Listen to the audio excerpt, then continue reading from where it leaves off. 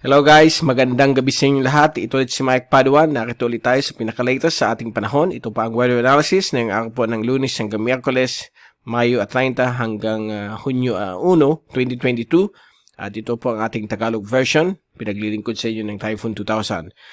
Well, meron tayong binabantayan na low pressure area. Hindi naman po siya aktibo, katamtaman lamang pong LPA. So makikita natin na yun dito sa ating latest GraphSat.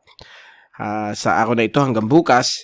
So ito po yung nag-form na LPA nung weekend, si 93W, kasalukuyan medyo hindi pa rin maganda ang kanyang sirkulasyon, although solido po yung kanyang mga rain bands. At ito po ay nahihirapan pa rin mag-develop. At kasalukuyan, nasa less than 500 kilometers po siya east of Surigao City. At ito yung kaninang alas 8, nasa 8 degrees, 130. Sa ngayon, nandito na po siya sa bahagi nito. Sa ito po ay kumikilos pakanluran, hilagang kanluran sa general direction po ng Eastern Visayas o Silangan Kabisayaan. So, ang kanyang trough o yung extension ay patuloy magbibigay po ang mga maulap na papawirin na may mga pagkulog at pagkidlat at medyo malalakas po at widespread ang mga ulan. At mapanganib po sa mga flood-prone at landslide prone areas. So mag-ingat po tayo mga kababayan natin sa Mindanao, Kabisayaan, and mamayang gabi hanggang bukas, dito naman po sa Kabikulan, aabot itong mga malalakas na ulan, dala nitong si LPA93W. Although ang good news nito, base sa mga computer models, ito po ay malulusaw o magdi-dissipate pag landfall po dito sa may Eastern Visayas. So yan po ang inaasahan itong si 93W, hindi po ito magiging ganap na bagyo. Base po sa ating analysis, but magbibigay po ito ng mga medyo malalakas na ulan na posibleng magkakaroon po ng mga pagbabaha sa mga flood-prone at hazard-prone areas. Also, yung landslide-prone areas ng Visayas at Mindanao at Kabikulan. So, aabot rin mga ulan sa may Mimaropa, lalo na sa may area po ng Romblon at Marinduque at Southern Tagalog provinces sa darating pong hapon ng Martes hanggang Miyerkules po yan. So, inaasahan din po natin mga thunderstorms sa Luzon. Yung kanyang may iwan na kaulapan, yung tinatawag nating remnants ay magbibigay ng mga ulan po dyan sa may Luzon, kasama po Metro Manila, baka by Miyerkules o sa Huwebes, sa Miyerkules hanggang sa Huwebes. So, less than 35% chance po ito upang maging isang ganap na bagyo. So, malabo po ang probability nito.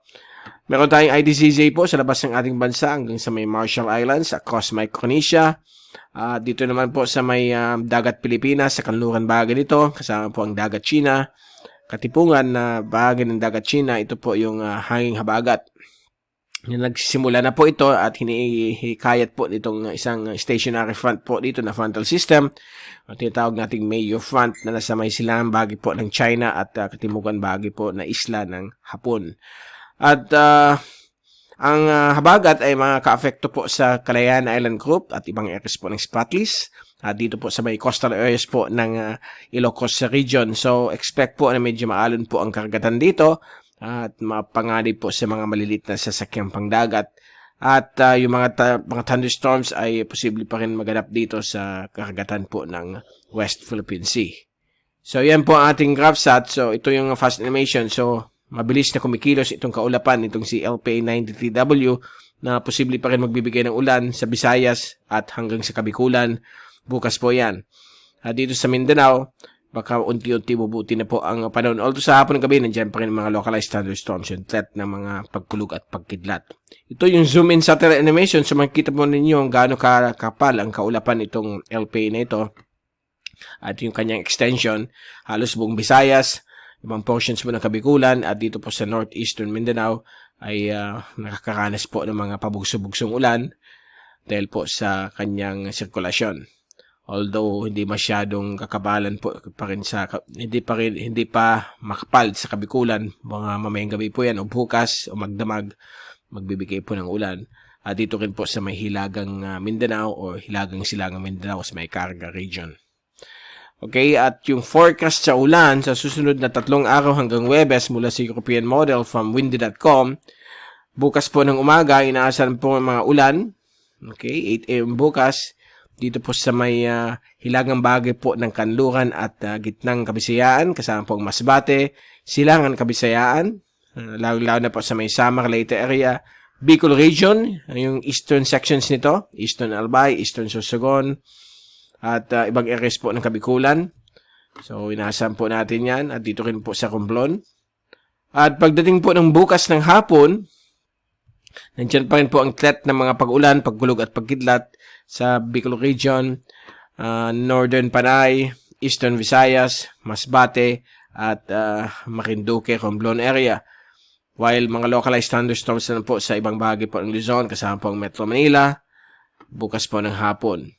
Sa Miyerkules ng hapon, inaasahan pa rin po ang thunderstorms gagalaw na yun at magbibigay po ng mga malalakas sa ulan sa hilaga at gitnang Luzon. Lalo na po sa may Metro Manila area, Zambales. Kitang-kita po natin dito ang malalakas na thunderstorms. Ito na po siguro ang remnants nitong si LPA 93W. Ang Bicol, hindi na po masyado pagdating ng Miyerkules. Although may mga isolated areas lamang po. At dito rin po sa may Eastern Visayas at malaking bahagi po ng Mindanao. At sa Huwebes ng hapon, nandyan ulit ang mga thunderstorms sa iba't ibang bahagi po ng Hilaga at Gitnang Luzon, kasama po ang Metro Manila, Calabarzon, maliit na areas po ng Kabikulan, ang kabuuan ng bahagi po ng Visayas, gayon din po ang Mimaropa, at Mindanao, may mga inaasahan pa rin po tayo mga panghapon na ulan o gabi. Okay? So, yan po ang rain forecast day to day hanggang Huwebes. Ito naman po yung rainfall accumulation forecast hanggang sa Huwebes.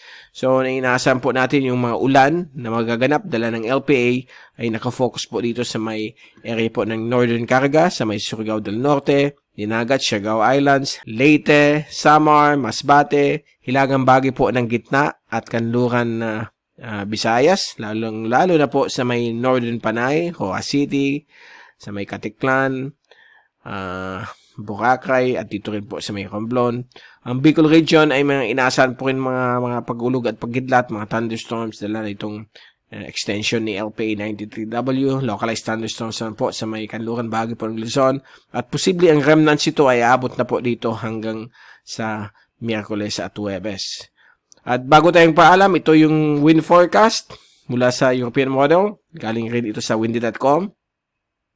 So, ang hangin po ay magiging variable po sa Visayas at Mindanao, Mimaropa at kanluran bahagi po ng Luzon.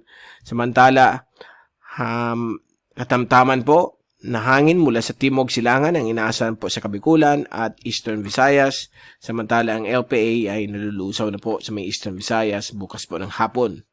At pagdating naman po ng Miyerkules ng hapon, inaasahan na po magsishift ang hangin mula sa katimugan o southerly winds sa Mindanao, Mimaropa, Visayas, at southeasterly winds o timog silangan na hangin sa Kabikulan.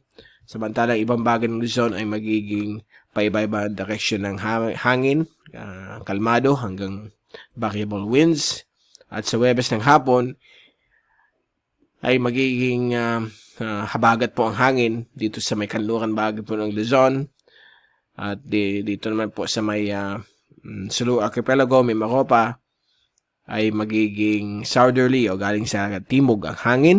Samantala ang Visayas at Mindanao ay magiging kalmado hanggang paiba-iba po ang direksyon ng hangin. So, yan po ang ating latest sa ating panahon, especially doon sa low pressure area. So, wag tayong mag-worry, hindi po ito magiging bagyo, but magdadala po ito mga flood threatening na mga ulan o landslide threatening na ulan sa Eastern Visayas at ibang portions po ng Kabikulan within the next 24 hours na yung gabi hanggang bukas ng gabi. So, although pabugso-bugso sa Kabikulan, dito sa Eastern Visayas nakatutok ang bulk ng rainfall na dala nitong si LPA 93W. So, again, pabalik ulit tayo sa darating na Miyerkules upang bigay naman sa inyong pinaka-latest sa ating panahon. Mula sa Typhoon 2000, ito si Mike Padua nagpapaalam. Mag-ingat po tayong lahat. #WeatherWiser. At maraming salamat po sa pagpanood sa ating channel.